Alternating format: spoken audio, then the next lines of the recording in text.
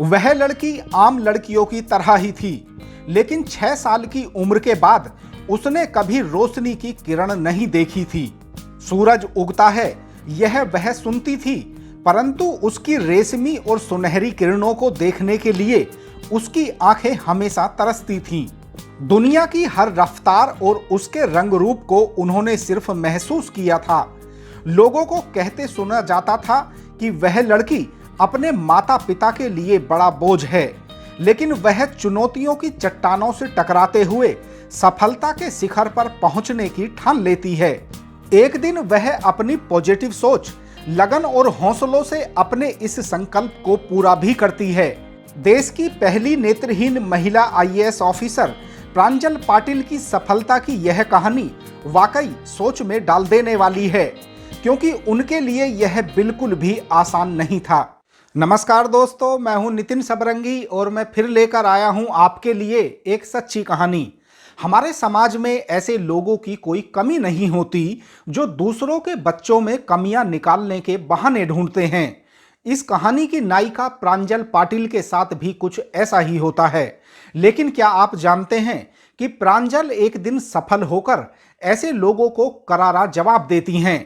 यह कहानी न सिर्फ प्रेरणा देने वाली है, बल्कि उन लोगों की सोच को भी बदल देगी जो दिव्यांगता को अभिशाप मानते हैं। मूल रूप से महाराष्ट्र के उल्लासनगर की रहने वाली प्रांजल पाटिल के पिता सरकारी कर्मचारी थे और मां कुशल गृहिणी। कई बार हंसती खेलती जिंदगी में भी गम आ जाया करते हैं।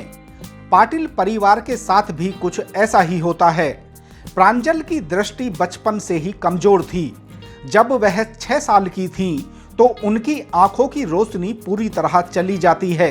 प्रांजल के माता पिता खुद को भी संभालते हैं और बेटी को भी। वक्त के साथ सभी ने इस सच को स्वीकार कर लिया था कि वह कभी दुनिया को नहीं देख सकेंगी। प्रांजल को जब माता पिता के लिए बोझ बताया जाता था तो आत्मविश्वास थोड़ा डगमगाता था, लेकिन उनकी मां अपनी बेटी को हमेशा आगे बढ़ने की प्रेरणा देती रहीं और उनके आत्मविश्वास को कभी कमजोर नहीं होने दिया। माता पिता बेटी को पढ़ाकर आगे बढ़ाना चाहते थे। प्रांजल ने भी हिम्मत नहीं हारी। उन्होंने मन ही मन दृढ़ संकल्प कर लिया कि उन्हें हर सूरत में सफल लोगों की लिस्ट में शामिल होना है। मुंबई में उनकी ब्रेल लिपि में पढ़ाई हुई। 12वीं की परीक्षा में उनके 85% अंक आए। जिंदगी में आई चुनौतियों के बाद भी वह पॉजिटिव रहती हैं।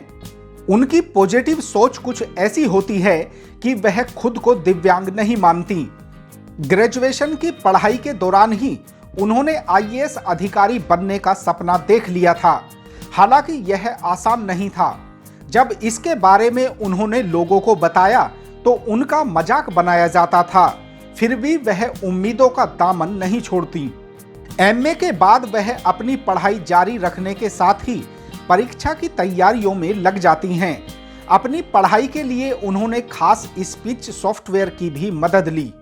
अपने लक्ष्य को हासिल करने के लिए वह दिन रात मेहनत करती हैं और इसका परिणाम यह निकलता है कि वह देश की सबसे कठिन समझी जाने वाली यूपीएससी की सिविल सेवा परीक्षा में पहले ही प्रयास में 773वीं रैंक ले आती हैं।